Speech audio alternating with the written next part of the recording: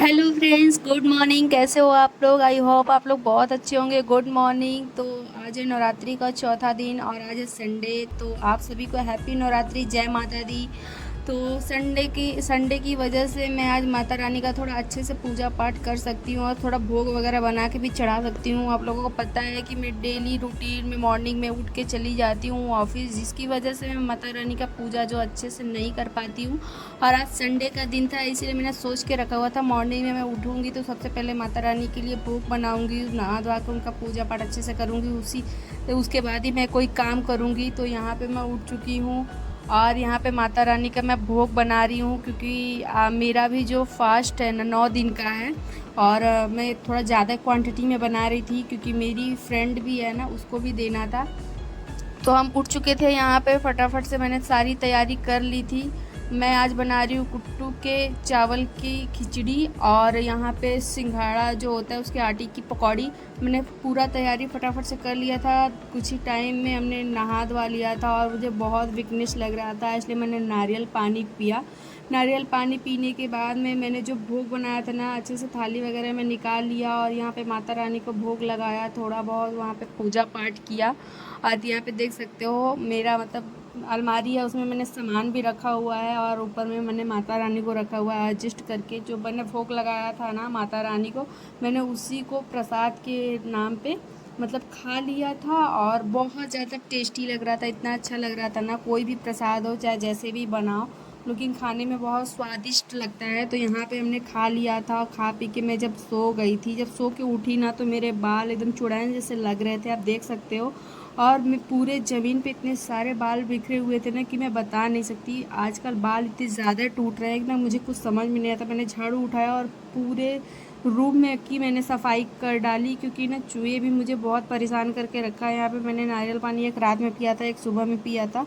तो यहाँ पे बहुत ज़्यादा वज़न था, जो जिस पन्नी में मैं उसको डाल रही थी ना वो फटने लगा था, इसलिए मैंने डबल पॉलीथीन में किया और पूरे रूम की सफाई कर डाली। क्योंकि ना हमने कूलर चलाया हुआ था सोते टाइम, जब मैंने बाल झाड़ा था तो मुझे ध्यान नहीं आया कि इतना ज़्यादा बाल टूट रहे हैं। उसके बाद से जब मैं सो गई थी ना, कूलर चलते चलते बाल यहाँ वहाँ पूरे रूम में बिखर गए थे। मैंने शाम का टाइम भी हो रहा था, इसलिए मैंने सोची पूरे रूम को क्लीन कर देते हैं। मैंने पूरे रूम को क्लीन कर दिया। उसके बाद में भोग का जो सामान बनाया था उसमें बर्तन भी बहुत सारे गंदे हो गए थे। तो यहाँ पे मैंने पूरा फटाफट से सारा बर्तन साफ़ किया। और यहाँ पे तेल मसाला वाला सामान कोई बनाते नहीं है, इसलिए ज़्यादा जला भुंजा नहीं था बर्तन।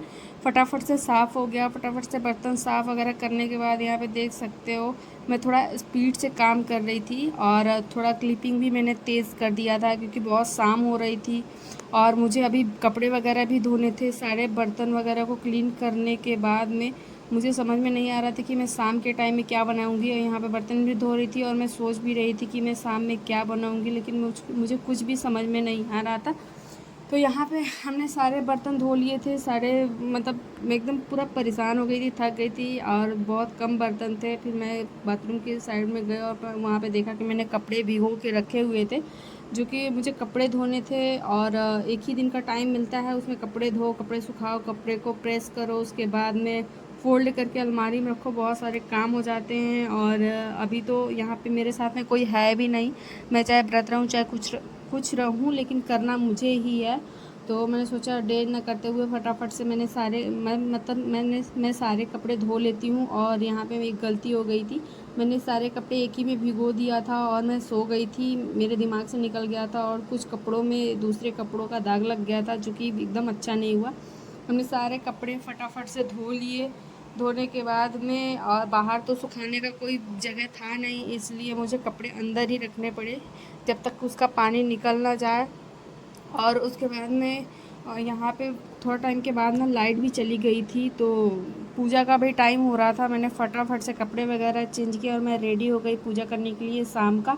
तो यहाँ पे मैं तैयार हो गई हूँ और माता रानी का अभी मैंने कोई भोग नहीं बनाया है। हमने सोचा कि शाम के 7 बज रहे हैं और मैं फटाफट से माता रानी को दिया बत्ती कर लेती हूँ, नहीं तो ना बहुत ज़्यादा लेट हो जाता है ना, तो मम्मी का जब फ़ोन आता है ना तो मम्मी डांटती है, बोलती है कि शाम के टाइम पूजा पाठ कर लेना चाहिए, बहुत ज़्यादा लेट नहीं करना चाहिए। तो मैंने सोचा कि पहले यहाँ पे मैं पूजा पाठ कर लेती हूँ, उसके बाद में हम कोई काम करेंगे। तो यहाँ पे हम फटाफट से पूजा वूजा कर लिए। थोड़ा टाइम के बाद मेरी फ्रेंड आ गई, फिर उसको मैंने थोड़ा प्रसाद वगैरह दिया, हमने साथ में आरती वारती की। हमारे यहाँ ना स्टैंड नहीं है, इसलिए मैंने ऐसे रख के किया, तो इसलिए यहाँ पे दिख नहीं रहा है अच्छे से। उसके बाद हमने पूजा पाठ किया और थोड़ा टाइम के बाद हमने प्रसाद वगैरह खा लिया और अपनी फ्रेंड को भी दे दिया। यहाँ पे मेरे गले में ना थोड़ा सा बहुत ज़्यादा दिक्कत हो रही है, क्योंकि मुझे जुकाम हो गया था और बहुत टाइम तक मैं और मेरे फ्रेंड बातें करते रह गए, और वो भी साथ में थी, और वो उसने देखा नहीं कि यहाँ पे फ़ोन का कैमरा ऑन है। हमने रख दिया था फ़ोन, एक तरफ से फ़ोन था और हम पूजा पाठ भी कर रहे थे। बातें करते करते मैंने यहाँ पे खीर वगैरह बनाया, जो माता रानी को भोग लगाया। आज मैं बहुत ज़्यादा थक गई थी, संडे भी था, लेकिन कुछ आराम किया, कुछ तबीयत भी ठीक नहीं लग रही थी। आज के लिए इतने ही, मिलते हैं नेक्स्ट ब्लॉग में। अभी के लिए जय माता दी।